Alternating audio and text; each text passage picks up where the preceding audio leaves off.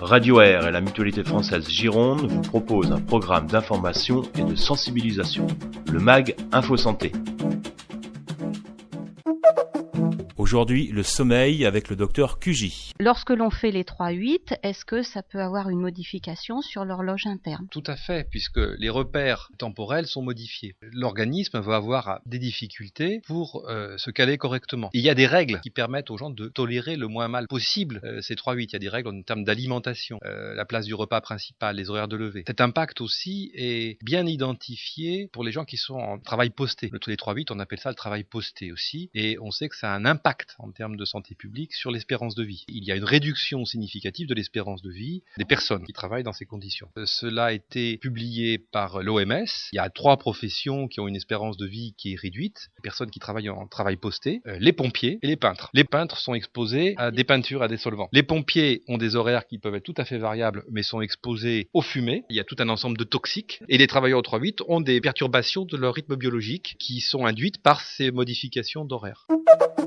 Les personnes qui ne dorment que 4 heures et qui ont l'impression de bien récupérer, est-ce que vous le pensez, vous ? Ces rythmes veille-sommeil sont une caractéristique qui est propre au vivant et propre à l'individu. Cela a été montré, c'est quelque chose qui dépend de notre patrimoine génétique. Il y a des petits dormeurs et des gros dormeurs, et l'organisation du rêve et du sommeil dépend de notre patrimoine et est très liée. Pourquoi ? Parce que cette horloge interne, et on l'étudie chez la drosophile, elle est portée par des chromosomes. Donc il y a des chromosomes qui portent l'information de cette pendule, et cette pendule va s'exprimer. Et vous savez que dans le vivant, il y a une grande variabilité. Il y a des petits, il y a des grands, il y a des blancs, il y a des noirs, et cette variabilité concerne aussi les rythmes et les temps de sommeil.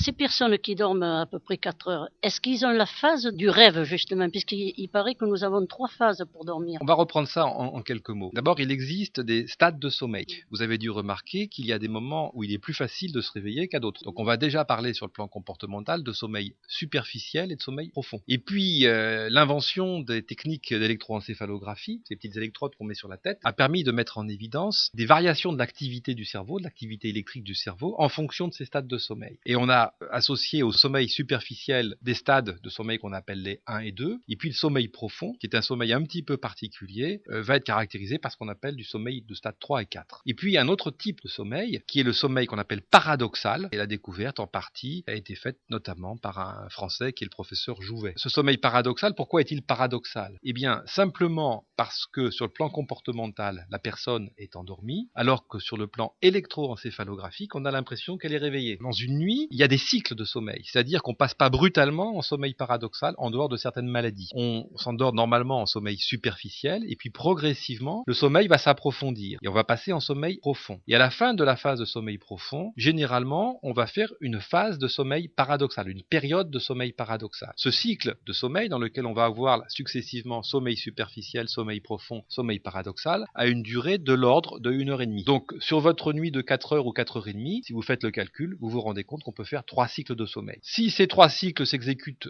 correctement, il n'y a pas de problème. Ce qui compte finalement, c'est le temps de sommeil profond et le temps de sommeil paradoxal. Sur une période de 4 heures, si on peut avoir 90 minutes de sommeil lent profond et 90 minutes de sommeil paradoxal, ça peut très bien se passer. Ce qui va compter finalement, c'est le temps passé dans ces stades de sommeil qui sont des stades qui sont identifiés comme participant à la récupération physique et à la récupération psychique.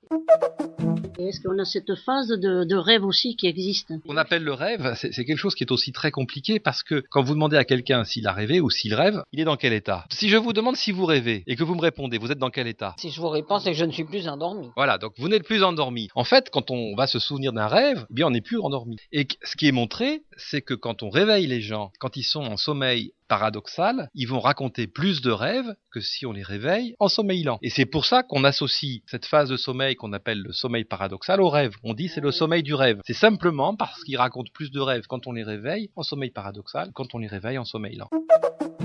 Quelle est la différence avec le cauchemar et le rêve? Il y a un enfant qui un jour m'a expliqué, le rêve on sait que c'est pas vrai, le cauchemar on croit que c'est vrai. C'est une parole d'enfant qui avait 7 ans, à qui on avait posé la question et qui avait répondu de cette façon-là.